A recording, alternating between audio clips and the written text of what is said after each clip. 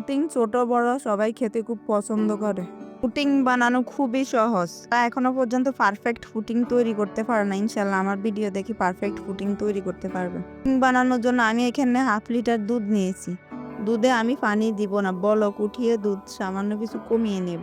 এখন দিয়ে দিব 1/3 কাপ চিনি, সামান্য একটু লবণ। চিনি দেওয়ার পর দুধ আমি আরো কিছুক্ষণ জাল দিয়ে নেব, কারণ দুধে চিনি দেওয়ার পর দুধ পাতলা হয়ে যায়। আমি আরো কিছুক্ষণ জাল দিয়ে দুধ ঘন করে নেব। এখানে আমি দুধ ঘন করে ঠান্ডা করে নিয়েছি। এখন দিয়ে দিব আমি 1/3 কাপ গুঁড়া দুধ। গুঁড়া দুধ দুধের সাথে ভালোভাবে মিশিয়ে নেব। আজকে আমি 1/2 লিটার দুধের সাথে 4টা ডিম দিয়ে পুডিং তৈরি করব।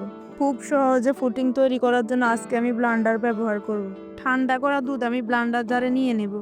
এখানে আমি দিয়ে দিয়েছি 4টা ডিম। ডিমের বাজে স্মেল চলে যাওয়ার জন্য আমি এখানে দিয়ে দিয়েছি সামান্য একটু ভ্যানিলা এসেন্স। আমার পুডিংয়ের মিশ্রণ তৈরি হয়ে গেছে। এবার আমি তৈরি করব ক্যারামেল।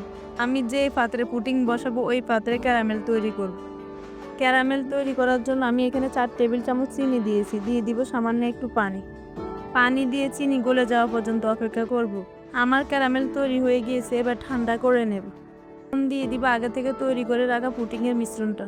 এইবার গরম পানির মধ্যে পুডিংয়ের হাঁড়িটা বসিয়ে দিব। 15 মিনিট পর পুডিংটা চেক করে নিব পুডিংটা হয়েছে কিনা। আমার পুডিংটা হয়ে গেছে, এবার পুডিংটা উঠিয়ে নেব। ঠান্ডা করে ফ্রিজে আধা ঘন্টার জন্য রেখে দিব সেট হওয়ার জন্য। আমি সুন্দরভাবে পুডিং মোল্ড আউট করে নিয়েছি। এবার ছুরি দিয়ে স্লাইস করে নিব। আপনারা আপনাদের পছন্দ অনুযায়ী স্লাইস করে নেবেন। আলহামদুলিল্লাহ আমার পুডিংটা দেখতে অনেক সুন্দর হয়েছে, খেতেও অনেক বেশি ক্রিমি হয়েছে। আমার ভিডিও যদি আপনাদের ভালো লাগে তাহলে সবাই লাইক, কমেন্ট, শেয়ার, ফলো দিয়ে আমার পাশে থাকবেন। আল্লাহ হাফেজ।